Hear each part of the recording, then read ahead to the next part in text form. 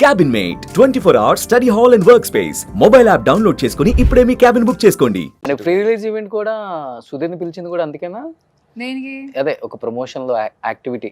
నేను జెన్యున్గా నేను ఇప్పటివరకు అడగలేదు సుధీర్కి నువ్వు అసలు ప్రీ రిలీజ్ ఈవెంట్కి రష్మి మెసేజ్ చేసిందో లేదో తెలియదు, కానీ నేను మామూలుగా ఇప్పుడు బీట్ ప్రదీప్ కానీ or beat tasty Teja Nikhil నువ్వైనా ఇప్పుడు నువ్వు ఉన్నావు, నేను ప్రమోషన్ స్టార్ట్ అయిన వెంటనే ఏం చేసా, డార్లింగ్ నాకు సపోర్ట్ కావాలి ఏం చేద్దాం అని చెప్పి డైరెక్ట్గా మెసేజ్. మీరు అందరు ఫ్రెండ్స్ వచ్చారు, ఈ సినిమా ఈ ఫ్రెండ్తో స్టార్ట్ అయింది, నేను వచ్చిన దానివల్ల నేను ప్రొడక్షన్ స్టార్ట్ చేశాను. ఆ తర్వాత విజయ్ భావ్ ఆర్ట్స్ వచ్చారు. ఈ సినిమా రిలీజ్కి వచ్చినప్పుడు కూడా ప్రమోషన్స్ నేను ఫ్రెండ్తో స్టార్ట్ చేశా. రోషన్కి ఫస్ట్ మెసేజ్ పెట్టా, బాబు నాకు ఇది కావాలి సపోర్ట్ అంటే వచ్చాడు. అలానే ప్రదీప్ వచ్చాడు. ప్రదీప్ పొద్దున్న 4 వరకు షూటింగ్ కట్ చేస్తే 7 o'clock వచ్చి నాకు ఇంటర్వ్యూ చేయాలంటే ఎన్నో సంవత్సరాలు అయింది ప్రదీప్ సినిమాలు ఇంటర్వ్యూలు చేసి. సో ప్రదీప్ చేస్తే నాకు తెలిసి ఎలాంటి ఒక హెల్ప్ అవుతుంది సినిమాకని.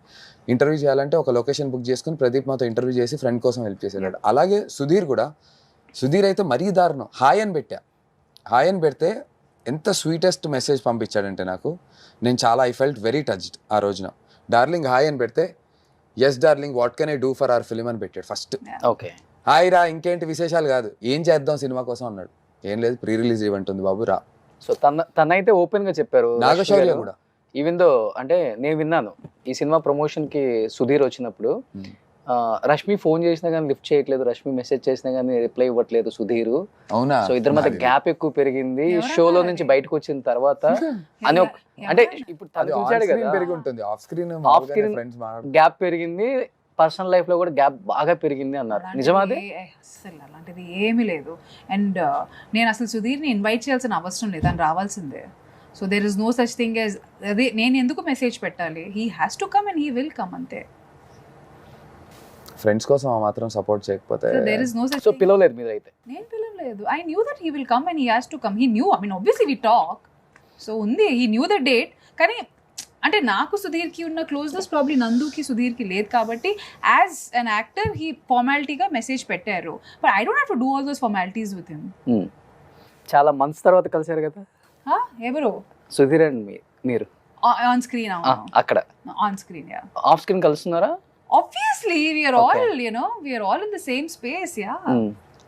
ఇద్దరు మళ్ళీ ఎప్పుడు కనిపించబోతున్నారు స్క్రీన్ మీద? అంటే మళ్ళీ సుధీర్ జబర్దస్త్ లోకి డీలోకి రావాలని చూస్తున్నాడు, చాలా గట్టిగా ప్రయత్నాలు జరుగుతున్నాయి. మల్లెమాలతో కూడా డిస్కషన్ జరిగింది, రష్మి కూడా దీంట్లో ఒక పార్ట్ మాట్లాడుతుంది తన వైపు నుంచి.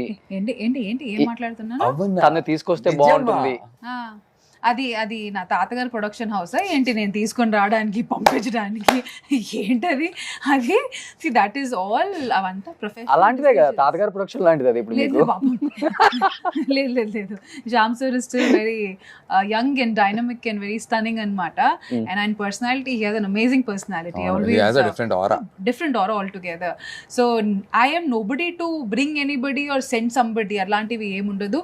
That is absolutely a professional decision between the artist and the management. And అలాంటి విషయాలు నేను కమెంట్ చేయడం కరెక్ట్ కూడా కాదు, నేను చేయను కూడా. ఇంతకు వస్తున్నారా, షోకి వస్తున్నారా? అది నాకు నిజంగా తెలియదు. That is something only Sudheer can talk about. అడగలేదా? ఎవరు? మీరు అడగలేదా? నేను అడుగుంటాను, నాకు కొన్ని విషయాలు తెలిసి ఉంటాయి, కానీ I'm not in the position or place to talk about his decisions or the management's decision. అంటే బిఫోర్ ఒక టాక్ ఉంది సుధీర్ రష్మి కలిస్తేనే రేటింగ్ వస్తుంది షోకి అనేది. బట్ కొన్ని మంత్స్ ఇద్దరు సపరేట్ అయిపోయినా కానీ రష్మి తన క్యాపబిలిటీతో షోని రేటింగ్ పెంచింది, రష్మికి ఆ సత్తా ఉంది అనేది బయట ఉంది ఎక్కువ. రష్మికి ఒక స్ట్రెంగ్త్ అయితే నేను చెప్పగలను, ఇర్రెస్పెక్టివ్ ఆఫ్ ఈ పేరింగ్ అప్ ఇవన్నీ అదే యాడ్ ఆన్ అవుతుంది, చూడ్డానికి మనం కూడా ఇష్టపడతాం యాజ్ ఆడియన్స్గా. కానీ తను శ్రీదేవి డ్రామా కంపెనీ అనేటువంటి show, it's top rated show. రూరల్స్లో విపరీతంగా చేస్తారు, అది కూడా ఒక 2 గంటల టెలికాస్ట్ ఉంది, 2 గంటలు టెలికాస్ట్ అవుతుంది, అది రేటింగ్లు అదిరిపోతుంటాయి. And she is handling it all by herself. ఎవరికి వాళ్ళు ఇండివిజువల్గా స్టార్డమ్ ఉన్నప్పటికీ పేర్డప్గా చూస్తే మనకు ఆనందంగా ఉంటుంది. డజంట్ మీన్ ఇండివిజువల్గా వాళ్ళు పుల్ ఆఫ్ చేయలేరని కాదు అని అయితే ప్రూవ్ అయింది.